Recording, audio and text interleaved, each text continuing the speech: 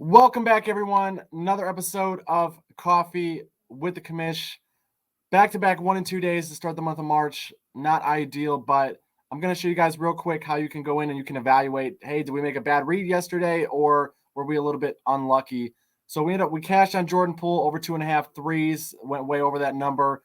But I'm going to show you guys, if you looking at the assists that we had Jordan Poole over 4.5 assists, and then we had Anthony Lamb over 1.5 assists. I'll share my screen really quick and I'll blow this up so you can see it a little bit easier. So you can see, did we get unlucky or did a guy just not perform? What was the case here? What we can see, Jordan Poole was just in attack mode all night, right? So just trying to score the basketball. Only the 5 potential assists. We deserved to lose that play. It just wasn't in the cards for us. So that's one loss. We deserved it. The other one, though, Anthony Lamb, 6 potential assists, only translated to 1 actual assist. We only needed 2 from him. So a little bit unlucky there.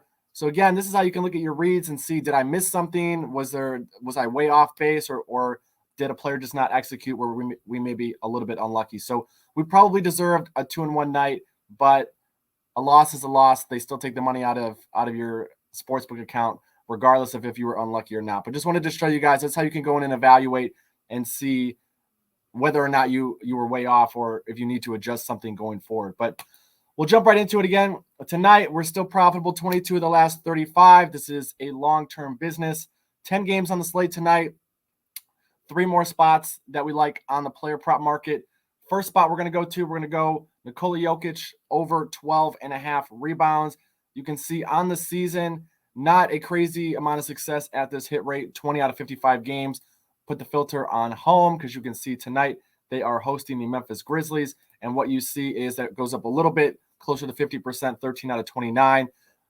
When you dive in a little bit deeper, you can see he's hit this now in 5 of his last 6 games, with that 1 miss being a 12 rebound performance. So this is a number that Jokic is competitive at on a consistent basis at home. If we go and we look at his home and away splits this year, you can see averaging 12.8 rebounds at home, 10.5 on the road. And if you go look at his rebound chances in that span, he is averaging at home 19.3 rebound chances compared to 17.3 on the road. So the volume is a little bit higher at home. The opportunities are a little bit higher at home. Another big thing that we're looking at in this spot, Steven Adams last played basketball for the Memphis Grizzlies on January 22nd. So let's go take this filter and we can go back to January 23rd to see how has Memphis been doing on the boards in his absence. 27th, right? So one of the worst rebounding teams in the league. Memphis also plays at a high pace. So what we would anticipate here is that they're also giving up a lot of opponent rebounds per game, which is the case here. Memphis, second most opponent rebounds per game since Steven Adams last played. Go to the injury report, and we can just confirm that Steven Adams is out once again with that PCL sprain. This is a number that Jokic should be able to get to tonight. You look at what Memphis has done against recent centers. You can see Kessler had 14, Embiid 19 boards, and Jokic had 13 last week or a couple weeks ago when they were on the road against the Memphis Grizzlies, and Denver got blown out in that game. So Jokic only played 27 minutes, still had 13 rebounds in that contest on 20 rebound chances. So at home tonight, favorable matchup. Again, Steven Adams is out of the lineup. Like Jokic to get over 12.5 in this spot. Grab that over at DraftKings earlier this morning. Second spot we're going to go to, call me a glutton for punishment. We're going back to Lou Dort. We were on him the other night, and you can see only played 21 minutes. He got benched late in the game, was only 4 for 14 from the field. Again, as a coach, I probably would have benched him in that spot. The rotations were a little bit off that night with everybody, though, with Giddey, with Isaiah Joe. He bounced back on March 1st. Same high volume of shot attempts, right? 16 shot attempts. More important is that he played 36 minutes. And when you go back, and we'll go over to this OKC game, what we can see with Dort is, we'll take this, we got to reset all the filters. It's always important. Make sure you're not getting deceived right there. Not a great hit rate for the season, but when SGA is out of the lineup, you can even look, going back to last season, he's hit this in 12 out of 19 games played. If you just look at the last 10, he's hit this in 7 of his last 10, 7 and 9. If you throw out that first one right there, only 1 game with fewer than 17 points in this span. It was against a tough against a tough Phoenix team that's top 10 in most important defensive metrics. And then this game against Sacramento was the game where he only played 21 minutes. So when you look at this, since SGA's been out, that's the only game that Dort has played fewer than 31 minutes. And if we go and we take this filter and we can change the minutes here to see, okay, when Dort's playing at least 30 minutes, what has he done? He's hit this in 10 of his last 14 or 10 of his last 13 without SGA on the floor. This season, you can see 4 out of 5 when he's played 30 minutes without SGA on the floor, with that one miss, again, being against the Phoenix Suns. He has a much more favorable matchup tonight against a Utah Jazz defense that has struggled, particularly on the road. So again, you have to trust the coaching staff here to leave Dort out there, even if he gets off to a slow start. This might be a spot that you can attack live as well. Dort tends to get off to a slow start in those first quarters. So maybe this line drops. You can get it at like 14.5 or 15.5 at some point throughout the game, if that's more your style. But the volume should be there. 17, 17, 14, 16 shot attempts.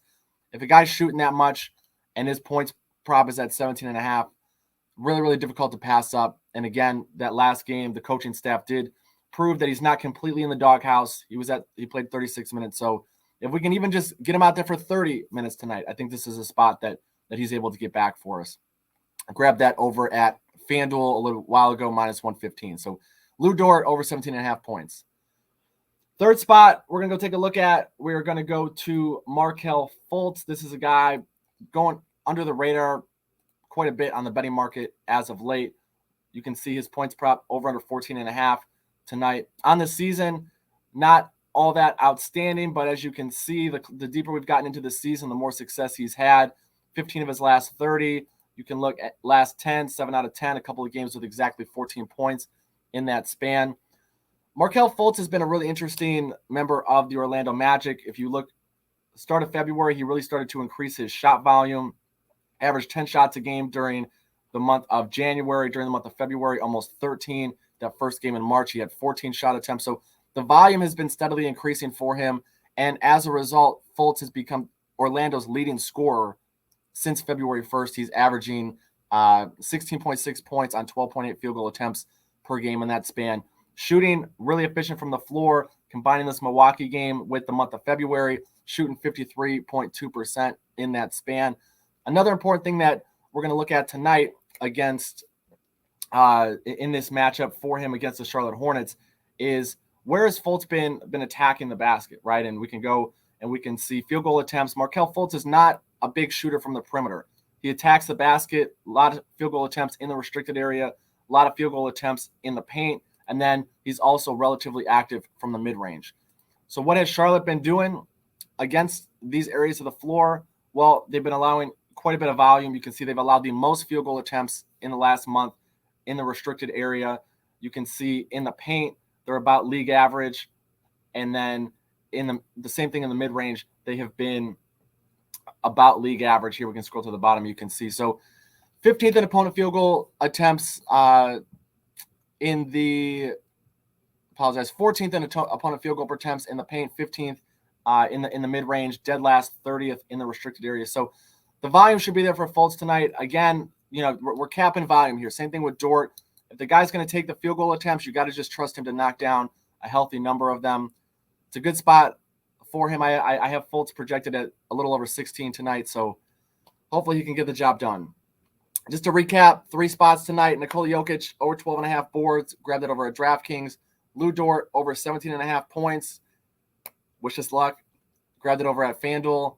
Markelle Fultz over 14.5 points. You can get that over at PointsBet. Available a couple other places as well with just some varying amount of juice. So hopefully we can get back in the win column. Like I always promise you guys, I will be here. Good results, bad results every single day, showing you my process, giving you guys some insights, helping look at some information and give you guys the power to research some things for yourself as well. So if you're tailing, best of luck. If you're on other stuff that I didn't touch in this video, just throw it in the comments below and we can all learn from each other in these spots.